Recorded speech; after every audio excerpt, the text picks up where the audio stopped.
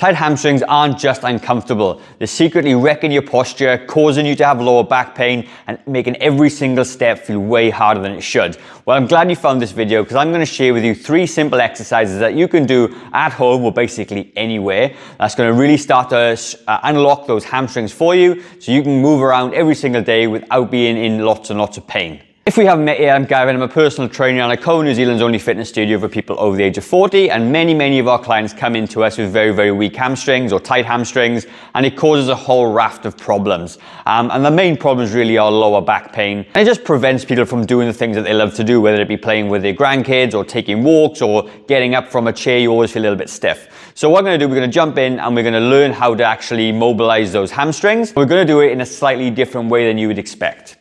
So hamstrings are a group of muscles that attach up in your hip and to the back of the knee kind of area, okay? And they can cause a lot of shortening and a lot of stiffness in that lower body. And it's quite an injury-prone muscle group as well, which you may already know, right? So what you want to try and do with the hamstrings, instead of just going cold and stretching them out this way, okay, that can cause more pain and more injuries.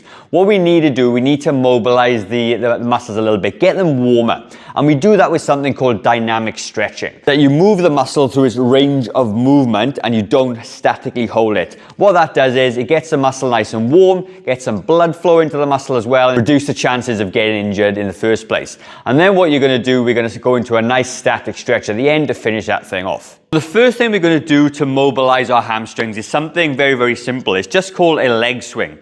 You're going to hold onto something sturdy because you're not going to be able to do this otherwise. And what I want you to do is put all the load onto one leg. What that does is it allows you to clear the floor just a little bit. And what I want you to do is keep your body up nice and tall. And you're just going to swing your leg back and forth this way, all right? And what you're going to do, you're going to start to feel the hamstring gently tighten up on the way forward. And on the way back, you may feel it in your hip flexors, which is a good thing. We're just mobilizing the whole lower body, all right? Now, a lot of people really struggle with this. And what tends to happen is that they start to bend their bodies back and forth. And that really doesn't do an awful lot for you, okay? Your body is doing the movement. We want to actually target the hamstring. So really important, keep your chest up nice and tall. Use this to stabilize your body, and you're just going to swing it back and forth. And you may not be able to get as high as I can, and that's cool. You just do the best you can, and you're going to get a lot of blood flow, a lot of warmth into that muscle group at the back of your leg.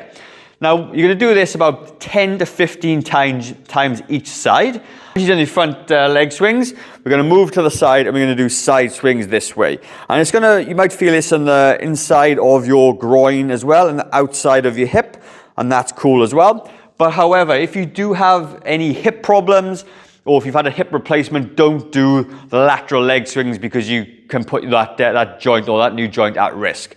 So once you've done those leg swings, again, you're going to do 10 to 15 on each side, get yourself nice and warm. Then what we're going to do, we're going to go into hamstring pulses, all right?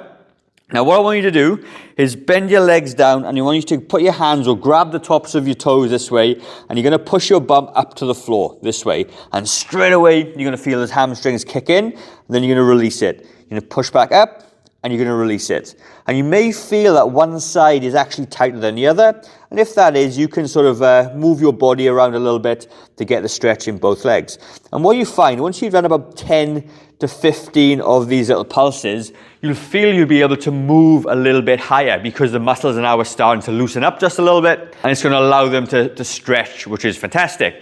Once you've done that 10 to 15 times, you may go, that felt good. You may repeat the process again if you want to, but you don't need to. Then what we're going to do, we're going to work into the hamstring stretch.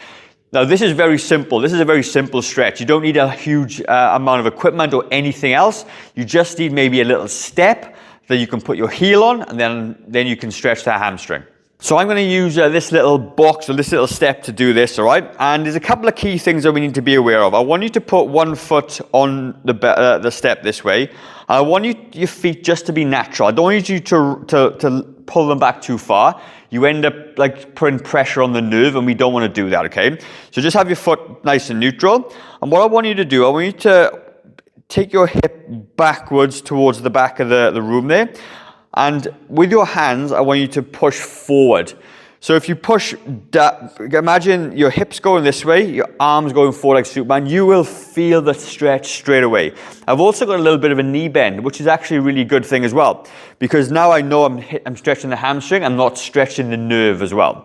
Now you can fight to straighten that leg out if you want, you get more of an enhanced stretch, but what I really want you to do is put your hips back and lean further forward this way, and you'll get a beautiful stretch down the back of that hamstring. And what you're going to do, you're going to hold it in the hardest position you can for about 30 seconds, because 30 seconds is the amount of time that it needs to be under stretch to start making some changes within the body so it doesn't go back to its shortened state afterwards. And you're going to hold it that way. Then obviously you come to the other side, make sure that foot isn't sort of kicked right back, take your hip backwards, push your arms forward, and you'll feel a beautiful stretch in the back of your hamstrings that way. And again, you're going to hold that for 30 seconds. It actually feels really good. Then what I want you to do, I want you to repeat it 2 more times. So you actually do 3 lots of stretches on each leg. I'm pretty sure if you did this every single day for about 21 to 28 days, you're going to feel a remarkable improvement in your hamstring flexibility and hopefully a reduction in any pain that you have that's related from your hamstrings. So if you like the video, let me know in the comments. I would love to hear your thoughts. I'm also going to send you to a video on the top right hand corner, which is how to do some lower back stretches if you're somebody that's got lower back pain. So head over to the video and I'll see you there.